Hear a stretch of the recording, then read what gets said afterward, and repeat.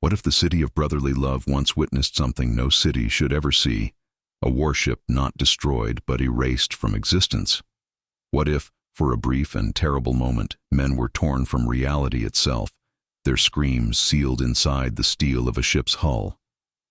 In the summer heat of a year shrouded by war, a few whispered that the Navy had broken the laws of nature, bending light, time, and flesh. But the greater question isn't what they did, it's why you were never supposed to hear about it. Why entire records were wiped clean. Why the very mention of Philadelphia makes historians shift uncomfortably. Because if this story is true, then history itself has been engineered to keep you in the dark. The story begins not in the headlines of the newspapers or in the official archives of the U.S. Navy, but in whispers, faint trembling accounts carried from one uncertain voice to another. Every myth, every conspiracy, every forbidden story that survives history must begin somewhere, and in this case, it started with a man who claimed he had seen what no one was meant to see. His name was Carl Allen, though in his letters he often signed himself as Carlos Allende. He was not a decorated officer, not a government scientist, not a man with authority in the chain of command. He was, at least on the surface, an ordinary merchant seaman, moving between ships, harbors, and contracts like so many others during the chaos of World War II. But Allen was different. He carried with him a restless curiosity and a talent for detail that would later feed one of the most disturbing stories ever whispered about American military history.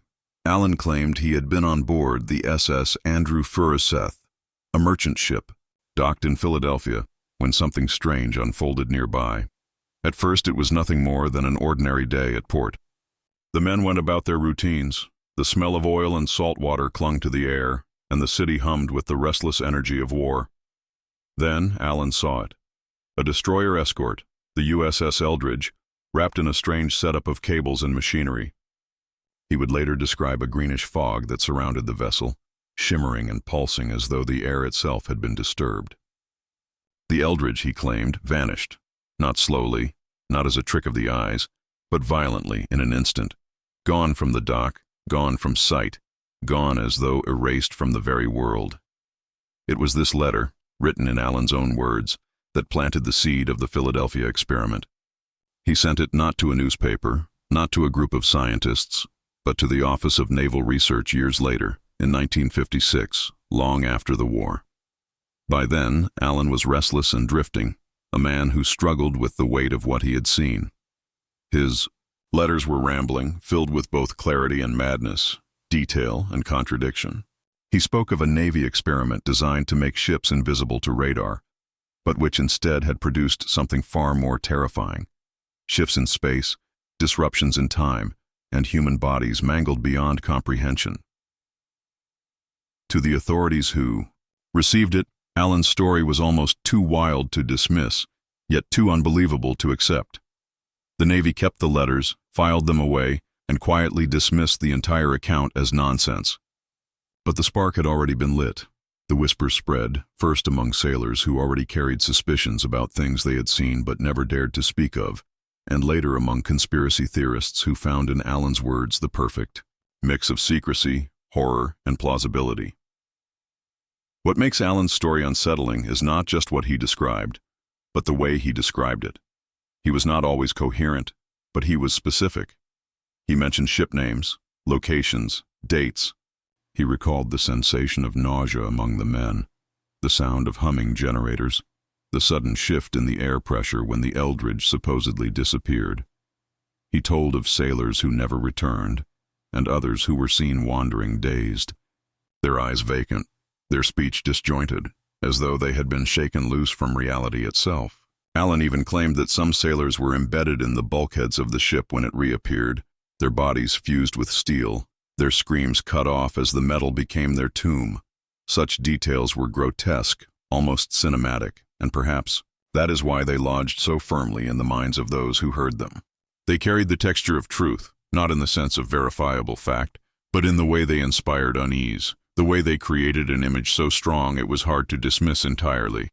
If Allen had invented the entire story, why invent details?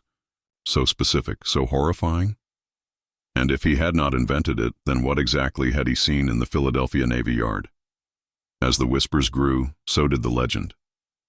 People began to ask questions not about Carl Allen himself, but about the broader possibility that he was telling at least part of the truth. After all, the war had been a time of secrets. The Manhattan Project had built the atomic bomb in silence. Codes were broken and guarded with lives.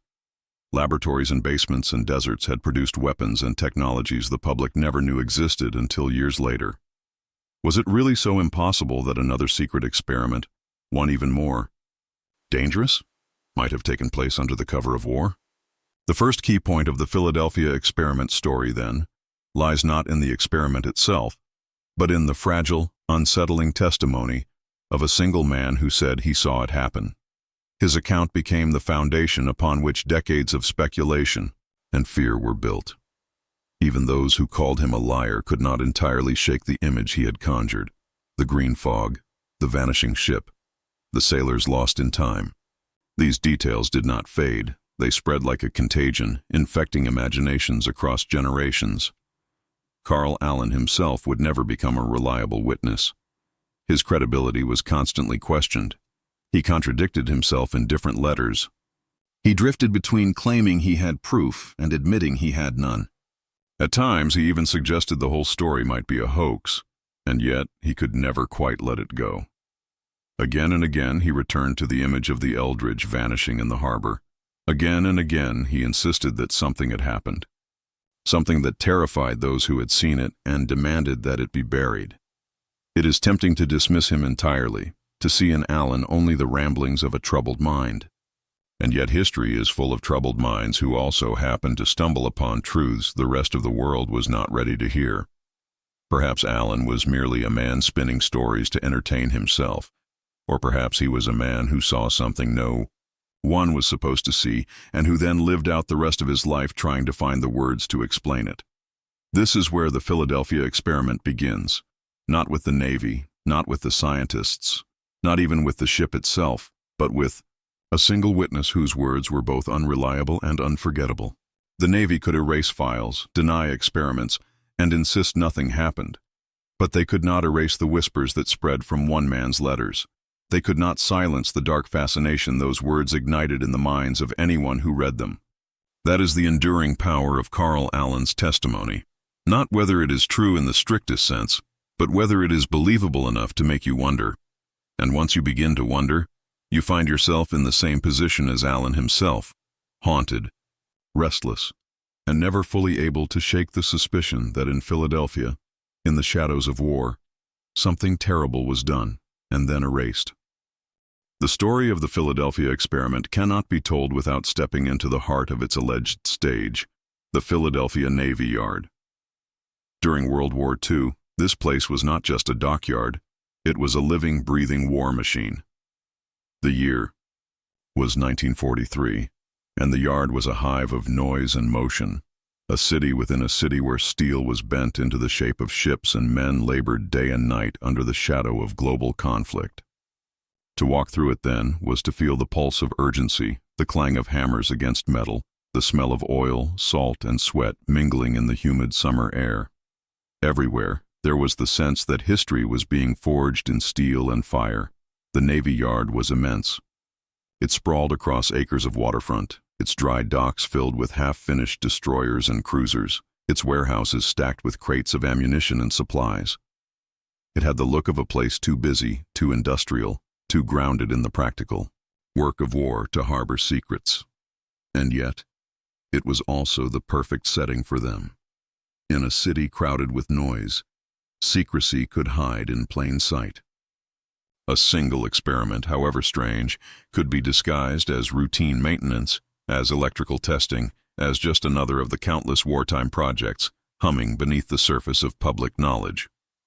Those who believe the Philadelphia experiment happen point to this very feature, the Navy Yard's blend of visibility and concealment. Thousands of men came and went each day, each focused on their own small task in the vast machinery of war. Who among them would stop to question a set of unusual coils being attached to a destroyer escort? Who would look twice at the strange green glow flickering in the distance, when the air was already filled with welding torches and arc lights. Noise was cover. Secrecy thrived, not by hiding in the shadows, but by embedding itself within the ordinary. The Philadelphia Navy Yard was also a place of enormous scientific ambition. Beyond the workers and sailors, teams of engineers and researchers moved through its restricted spaces, their projects shrouded in the veil of wartime urgency. The Manhattan Project, taking place far away in New Mexico and Tennessee, taught the world that science could be weaponized in ways unthinkable just years earlier. Within the Navy Yard, the same philosophy prevailed. If a new idea might turn the tide of war, no matter how wild or speculative, it was worth pursuing. And so, the story goes, a ship was chosen, the USS Eldridge. Small enough to be manageable, yet large enough to test theories of war, it became the focal point of rumors that still echo today.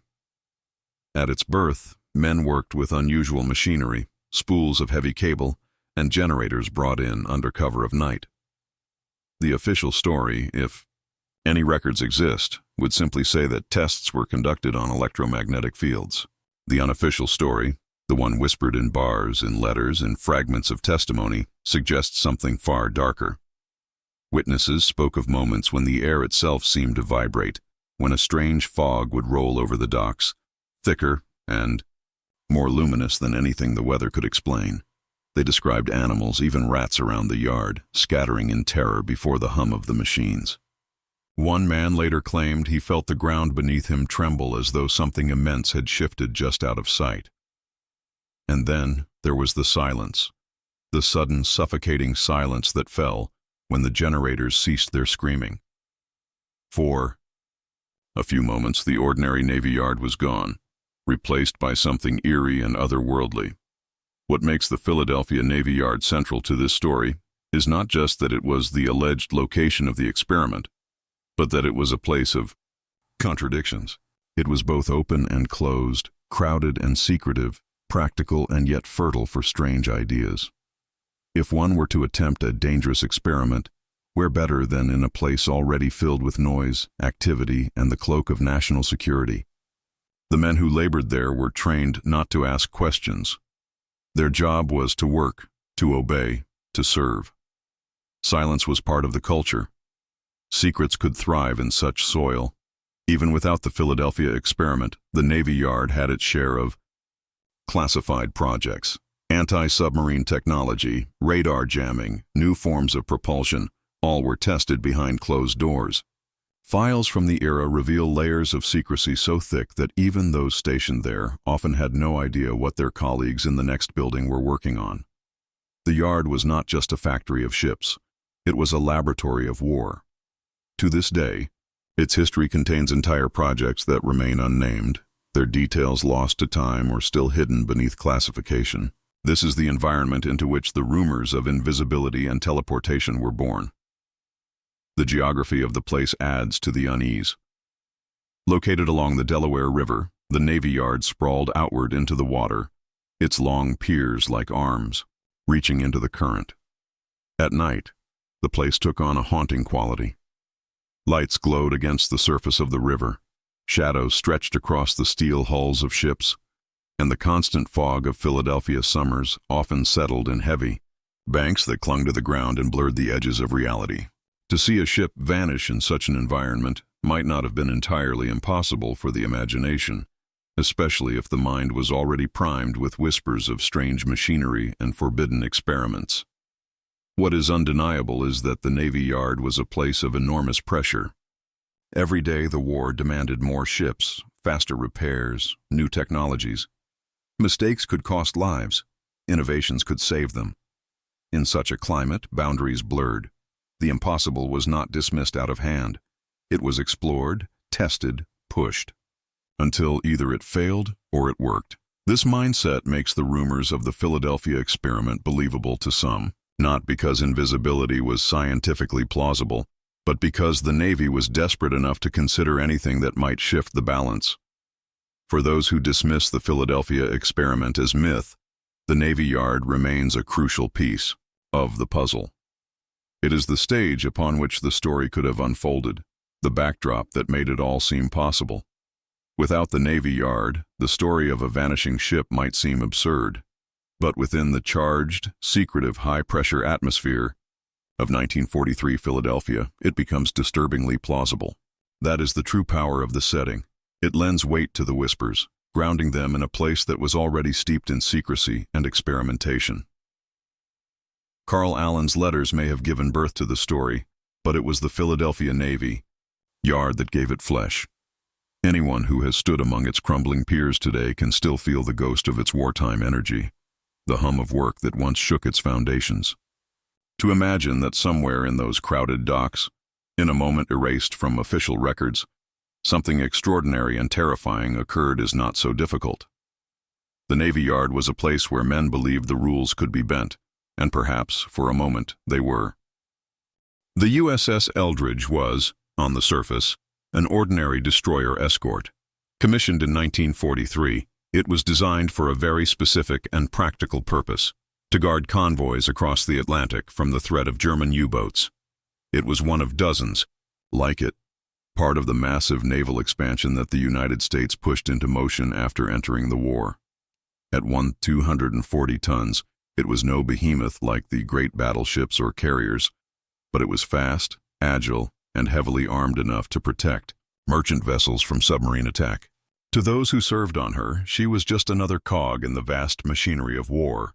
To history, or at least to its whispered underside, she became something far more sinister. The Eldridge is the ship most often tied to the Philadelphia experiment, the alleged test that sought to make a vessel invisible to radar, and, in darker accounts, to human eyes entirely. What makes the Eldridge so central to the story is not only her role as the supposed test subject, but the way her very existence was shrouded in routine wartime secrecy. Destroyer escorts moved constantly, slipped between ports, vanished across the ocean for weeks at a time. To the ordinary public, they were invisible simply by virtue of the war's chaos. This invisibility in reality became the perfect cover for whispers of invisibility and legend. In Allen's letters, the Eldridge was the ship he claimed to have seen vanish.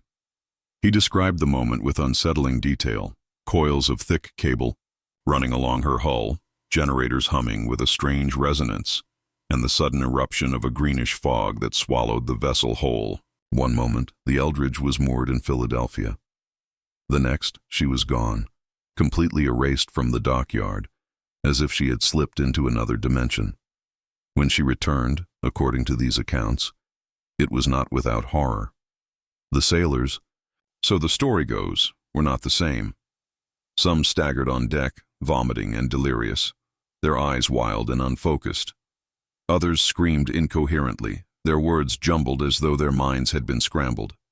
The most gruesome accounts describe men who were fused into the very metal of the ship, their bodies half swallowed by bulkheads, their flesh and bone indistinguishable from steel. It is this grotesque image that has made the tale of the Eldridge linger so powerfully. It is one thing to imagine a ship disappearing. It is another entirely to imagine human beings trapped alive within its rematerialized walls. Those who believe the story claim that the experiment went even further, that the Eldridge did not simply vanish from Philadelphia, but reappeared, almost instantly, hundreds of miles away in Norfolk, Virginia, before blinking back into the Navy Yard. Reports circulated of sailors in Norfolk swearing they had seen the Eldridge appear in the harbor, only for it to vanish again moments later. If true, this would not simply be invisibility, but teleportation, a ripping apart of space itself. Of course, the Navy has long denied any such events. Official records show the Eldridge as being elsewhere entirely, part of routine convoy duty, far from the Philadelphia Navy Yard at the time of the alleged experiment. The ship's logs, carefully kept, make no mention of unusual tests or sudden vanishing acts. To skeptics, this alone is proof enough. The Eldridge was a warship like any other, and the story of its disappearance is nothing more than a legend born from the imagination of Carl Allen and carried forward by those eager for a tale of forbidden science. Yet the denials never seem to silence the fascination. Part of this has to do with the mystery surrounding the ship's movements. Wartime records, while thorough, are not infallible. Ships were rerouted constantly, details suppressed, locations altered in the name of security. To an outsider looking back decades later, It is almost impossible to reconstruct every exact moment of a vessel's history. The Eldridge, like many ships of her kind, existed in a haze of classified reports and shifting orders. Into that haze, the legend found room to grow. The very design of the Eldridge also feeds into the story. Destroyer escorts were compact but bristling with technology. Sonar, radar, depth charges, torpedoes, rapid-firing guns. They were test beds for new equipment, constantly modified and adapted as the war demanded. To imagine one of them being fitted with experimental electromagnetic coils is not outside the realm of possibility. If the Navy was ever going to try something unusual, a destroyer escort like the Eldridge would have been an ideal candidate.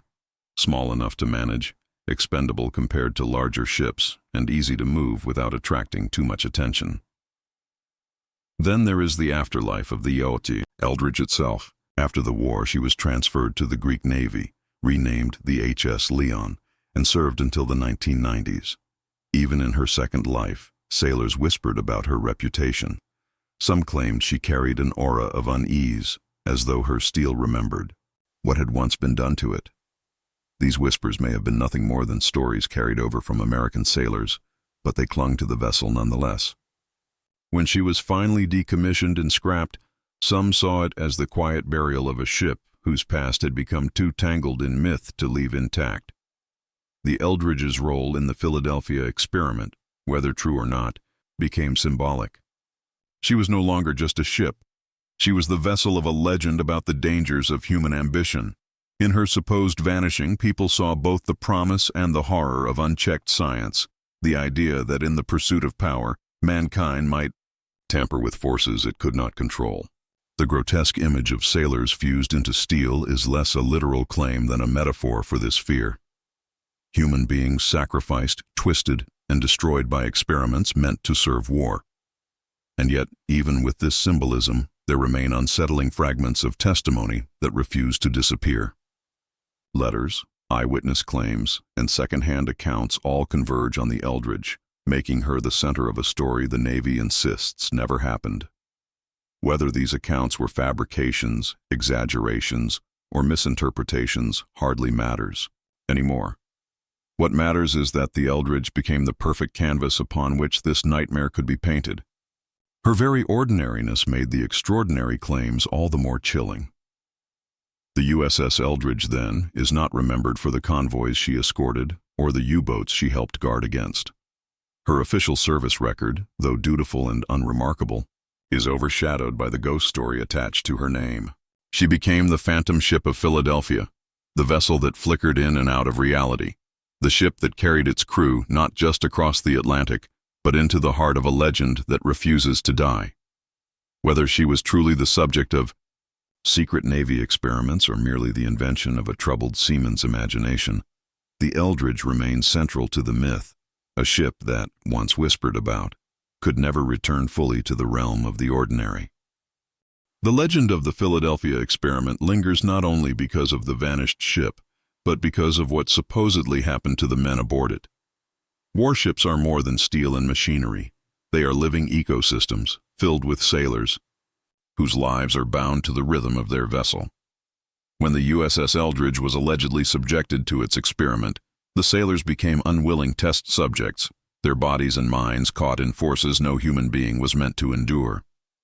These accounts, drawn from whispered testimonies and second-hand retellings, form the most horrifying aspect of the story. Ships vanish and reappear in fiction all the time. What makes the Philadelphia experiment uniquely haunting are the descriptions of men who never returned the same. The sailors are described in tones of pity, dread, and disbelief.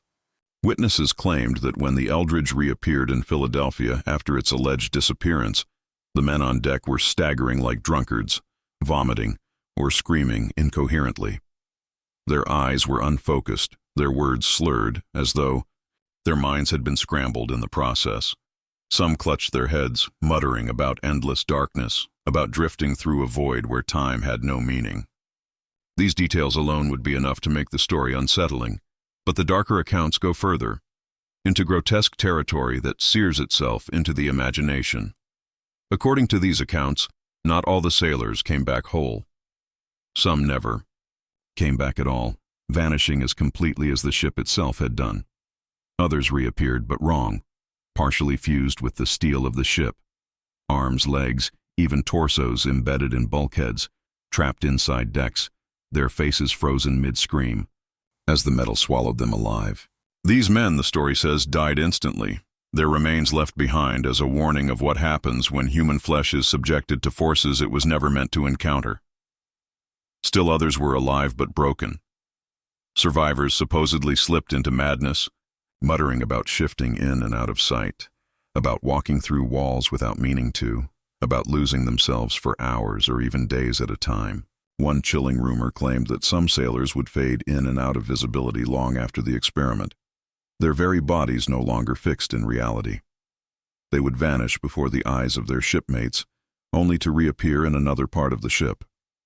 Some had to be restrained, it was said, tethered to the deck with ropes so they would not slip away permanently. Whether these tales were exaggerations or fabrications is impossible to know. But what is undeniable is how they transformed the Philadelphia experiment from a mere story of a vanishing ship into a nightmare of human suffering. The image of men fused to steel or stumbling through walls is not just gruesome, it is symbolic.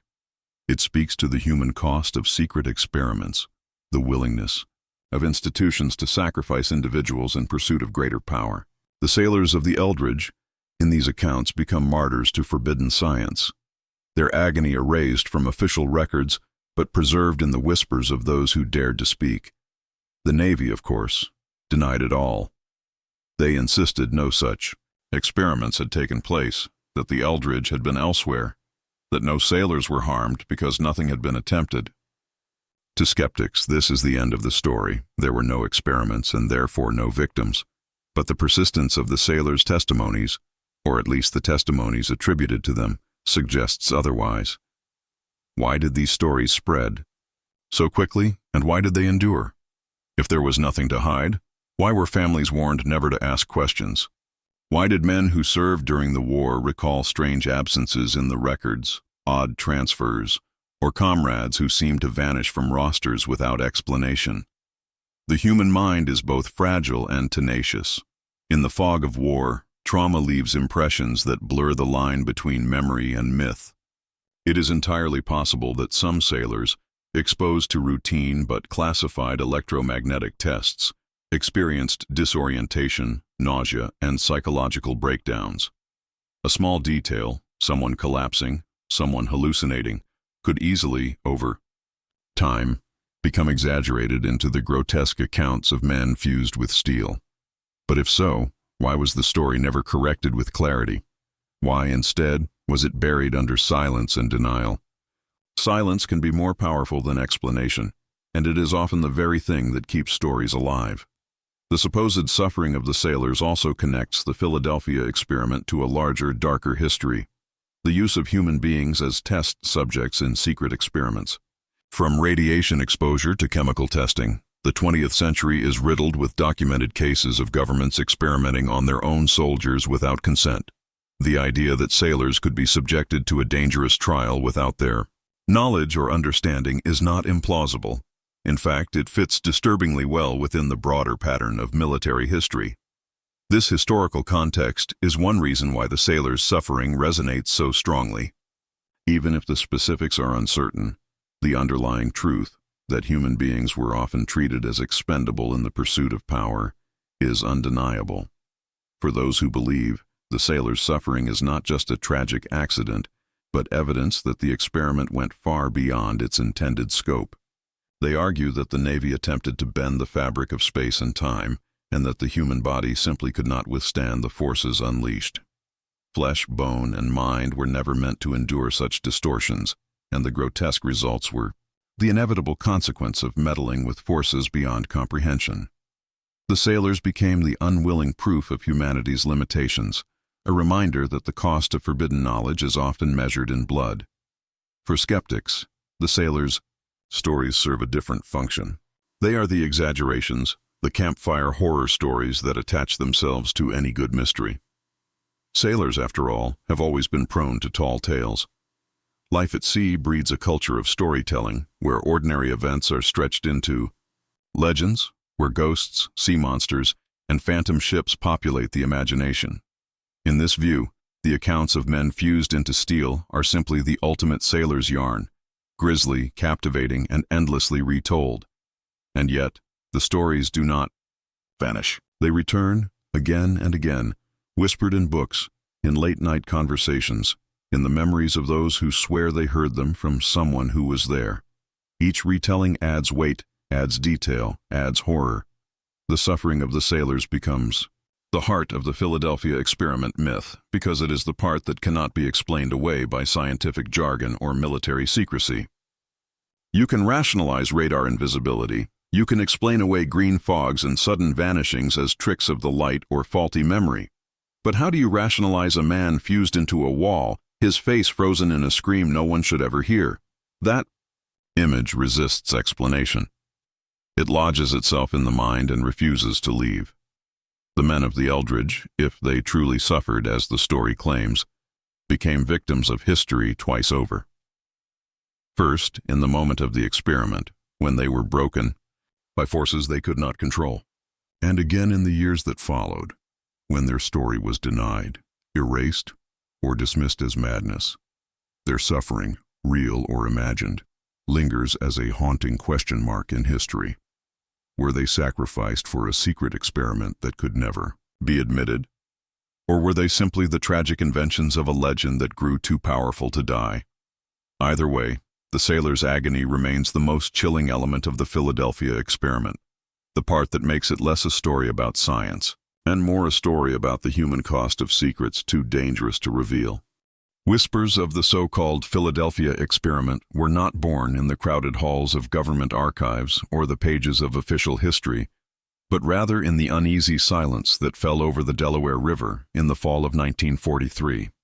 It was a year defined by global chaos, when America's shipyards worked day and night to push steel giants into the sea, and when secrecy was not just a practice but a weapon. Officially, every rivet, every hull, every scrap of technology was documented and accounted for. But if one looks closely, there are gaps in those records. Strange holes where a ship should have been, reports that vanish mid-sentence, eyewitness accounts that surface only to be smothered by dismissal. And it is in those silences that the story begins. Sailors stationed in Philadelphia whispered about a vessel, a destroyer escort by the name of USS Eldridge, that was not like the others being forged in the shipyards. While most ships were being hammered into existence with clear purpose and open records, the Eldridge's movements and modifications seemed shrouded in shadow. Men who worked on her would later claim that unusual equipment had been loaded aboard: bulky generators, coiled wires as thick as a man's wrist, machinery that none of them recognized. The Navy gave no explanation, only orders: install, connect, obey. And the workers did what they were told, but unease seeped into their conversations as they watched their labor take on a character of something more than war. Those whispers sharpened one late summer morning when dockhands claimed to have seen the ship vanish into a haze of shimmering light. To some, it was a trick of heat on metal, the river air distorting what they saw. But to others, it was undeniable. The Eldridge disappeared, as if swallowed by an invisible current. A few swore they felt the ground tremble, as though the earth itself recoiled. Yet when asked about the event, officers dismissed it with an iron tone. Nothing unusual had happened, they insisted. And yet the unease among sailors and shipbuilders grew heavier, the silence demanded of them only deepening their suspicions. What fed these suspicions most were the men themselves, the sailors who were supposedly aboard the Eldridge during these experiments. Rumors circulated of crew members found wandering in a daze, their eyes hollow, their bodies trembling. There were stories of men who refused to speak of what they had seen, who would break down when pressed, and who vanished suddenly from records afterward. In some versions, crew members were said to be physically altered, melted into bulkheads, their forms fused with steel, as though the ship itself had consumed them. Others were said to have lost all sense of reality, phasing in and out of existence, as though whatever forces had been unleashed had scrambled the boundaries between flesh, metal, and the void.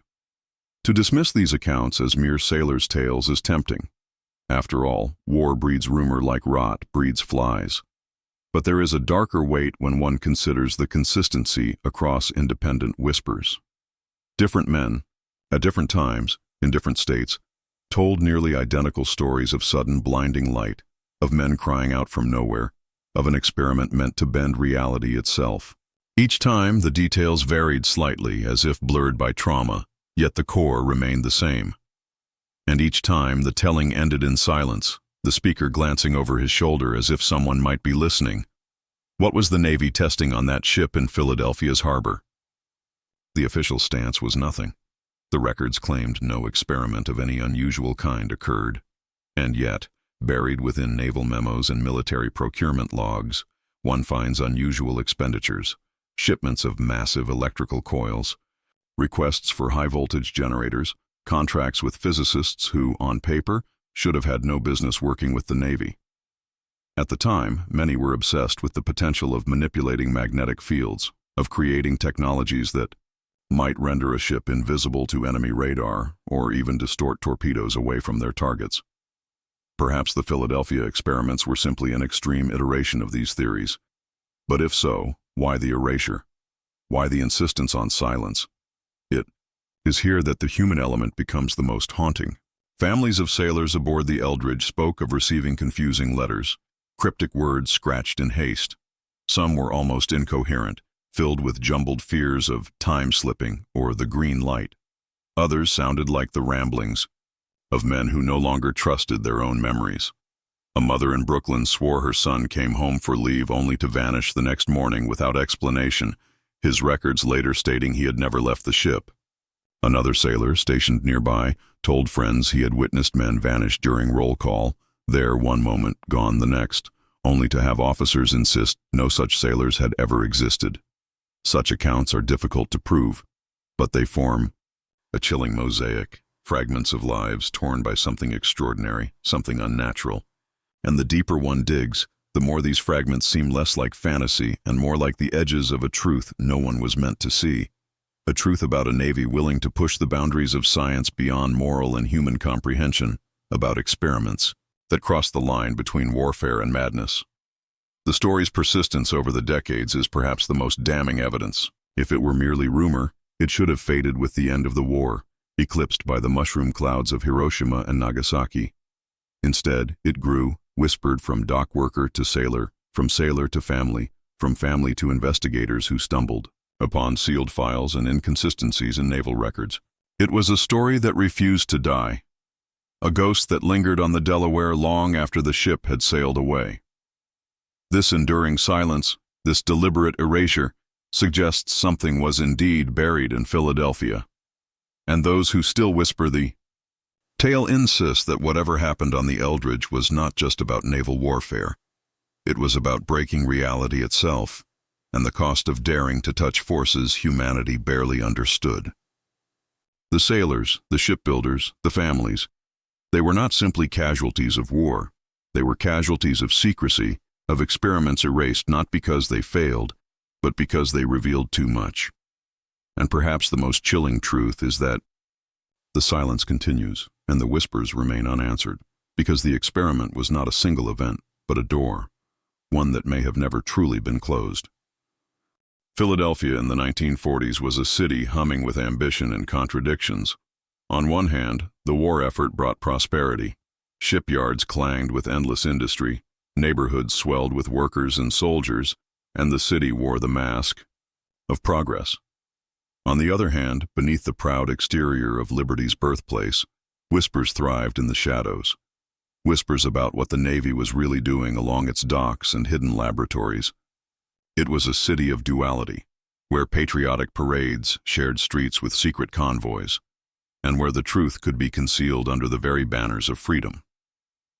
Within this strange climate, the roots of the so-called Philadelphia experiments dug themselves deeper until myth and fact intertwined so tightly that even today, one cannot always tell where the documents ended and the imagination began. Those who lived near the docks in 1943 often reported strange disturbances that no newspaper dared print, electrical surges that blackened entire neighborhoods without warning, a heavy hum that rattled windows late into the night, far louder and stranger than the ordinary rhythm of shipyard machinery.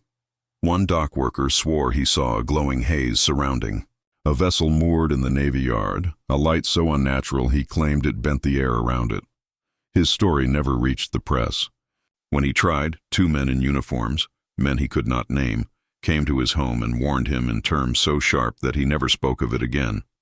But these accounts persisted in whispers, in fragments passed between tavern stools and late-night gatherings of factory men and sailors who had seen too much. The strange thing was how consistent their descriptions were.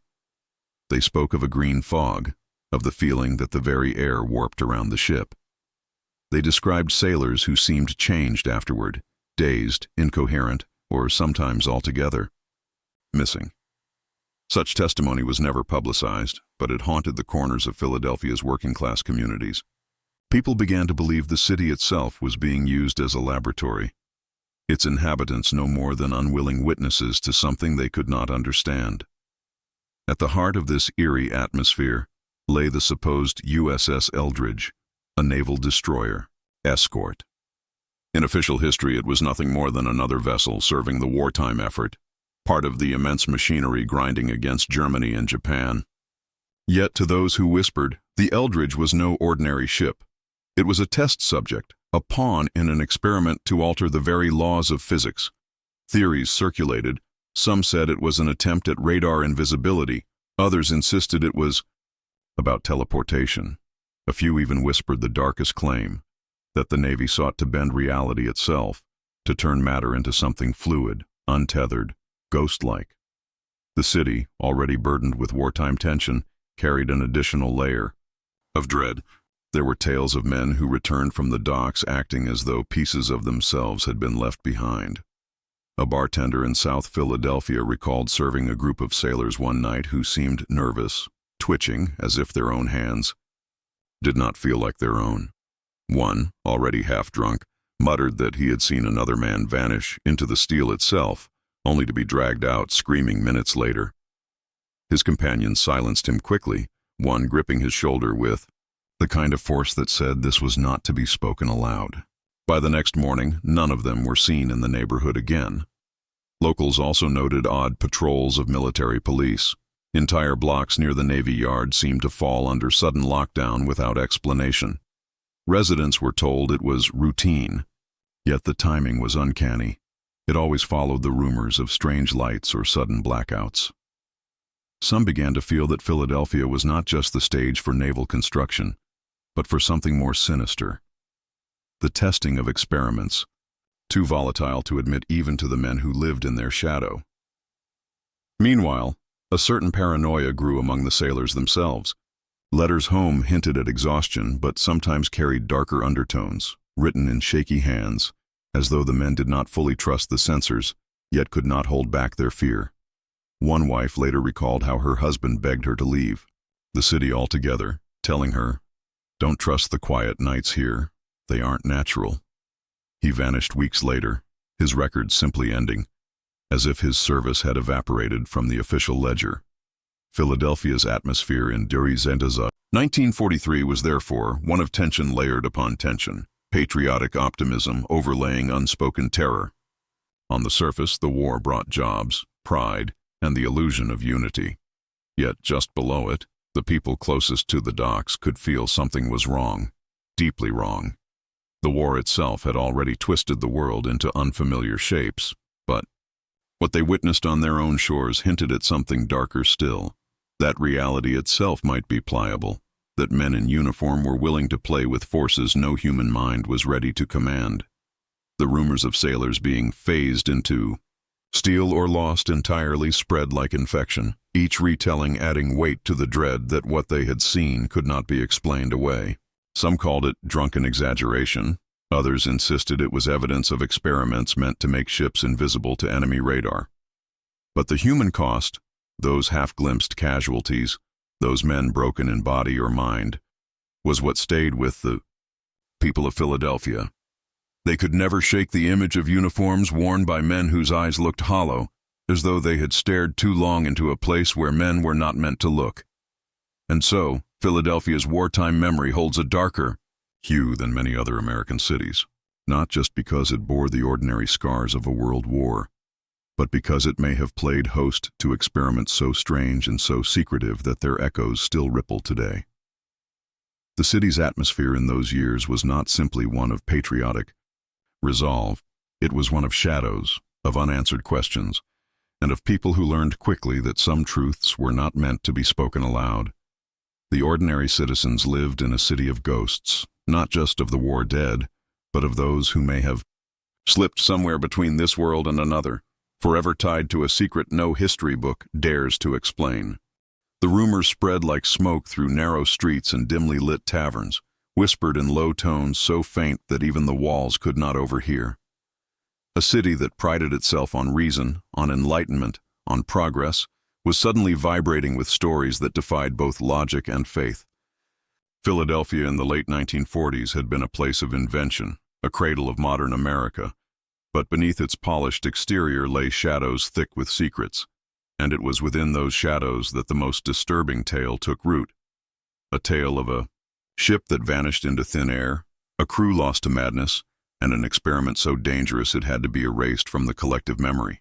Ordinary people knew only fragments, hints of something monstrous disguised as scientific achievement. What they didn't know was that fragments alone were enough to poison minds. It began with sailors, men who carried salt in their blood and discipline in their bones. They were seen in portside bars muttering incoherently, their eyes clouded with terror, their bodies twitching as if they had been touched by some force invisible to the rest of the world. Some swore they could walk through walls, others begged strangers not to touch them, convinced their flesh might slip away like vapor. Witnesses described them fading in and out of sight, like shadows caught between two worlds. The Navy dismissed the accounts as drunken hallucinations, claiming the men were unreliable. But those who saw them firsthand swore on their lives that something unnatural had been done to these sailors, something that broke the barrier between what should remain seen and what should never be seen. The core of the whispers pointed to a ship, a proud vessel of the U.S. Navy, docked in Philadelphia's shipyard. It had been wrapped in coils of wire and heavy machinery, its hull gleaming under spotlights as strange devices were fitted along its length. Officially, the purpose was simple: new technology, new tests, advances that would make the fleet untouchable in war. Unofficially, the scuttlebutt spoke of something far darker: experiments in rendering the ship invisible, not to radar, but to human eyes themselves. A vessel that could vanish at will. A weapon unlike any the world had ever seen. But if such a weapon existed, why was it so swiftly buried, so fiercely denied, and so fearfully whispered of decades later? Witnesses claimed the experiment had succeeded, at least for a moment. They said the ship blinked out of existence, swallowed by an unnatural green haze, leaving behind only the stench of ozone and a deafening silence where once a steel leviathan had floated. And then, as suddenly as it disappeared, it reappeared, but not as it was. Some crew members were missing altogether, their names quietly erased from records. Others had been found fused to the ship itself, their bodies grotesquely embedded in steel, screaming in agony until their lungs gave out. The lucky ones were simply gone, vanished into whatever void the ship had touched. The unlucky ones were left broken in ways no human mind could endure. They wandered the streets of Philadelphia like fractured specters, their humanity bleeding away one moment at a time. Neighbors whispered of men who would suddenly vanish in broad daylight, only to reappear days later, terrified and disoriented, as though they had been trapped in some in-between world. Wives clutched their children close when these sailors passed, whispering prayers under their breath. The government insisted nothing unusual had happened, but the city knew better. Philadelphia had seen enough. The question wasn't whether the experiment had occurred. It was why it had been hidden, and what unspeakable price had been paid for daring to tamper with the natural order. The official silence was deafening. No records, no reports, no acknowledgement. Those who spoke too openly were silenced, either through fear or through force. A pattern emerged. Men who had seen too much met early deaths, often ruled accidental or self-inflicted. Families were warned not to ask questions. Scientists who had once boasted of their breakthroughs suddenly abandoned their work, their careers collapsing into nothingness. It was as if a heavy hand had reached down from the heavens and pressed firmly over the city, suffocating the truth before it could fully breathe. The unease this created was palpable. Philadelphia became a city of half-truths and half-shadows, where the sound of a ship's horn in the distance could send chills down spines. Parents warned their children to stay away from the docks, whispering that the water itself might swallow them whole. Bars near the shipyard became places of both refuge and terror, where the few surviving sailors who dared speak of their experiences did so with trembling hands, gulping down whiskey like medicine against the memories. One sailor described the sensation as being torn apart in every direction at once, his body stretched thin across space and time. Another swore he had seen things, creatures, places, that no man should ever witness, glimpses of other worlds bleeding into his vision before the ship returned to port. What terrified people most was not what was seen, but what was felt. A sense of being watched, of being studied, of having trespassed into a forbidden domain. The ordinary citizens of Philadelphia had not signed up for this. They wanted safety, prosperity, and the comfort of knowing the world obeyed laws that could be understood, but the rumors that spread suggested otherwise. They suggested that in their own city, behind locked gates and under military watch, men had defied the laws of nature itself, and had paid the price. The most chilling part of all was the silence that followed. Not a silence of ignorance, but one enforced with precision. The story was buried so deeply that for decades it seemed nothing more than a drunken legend, a sailor's tale to entertain the gullible. And yet beneath the surface, the unease never faded.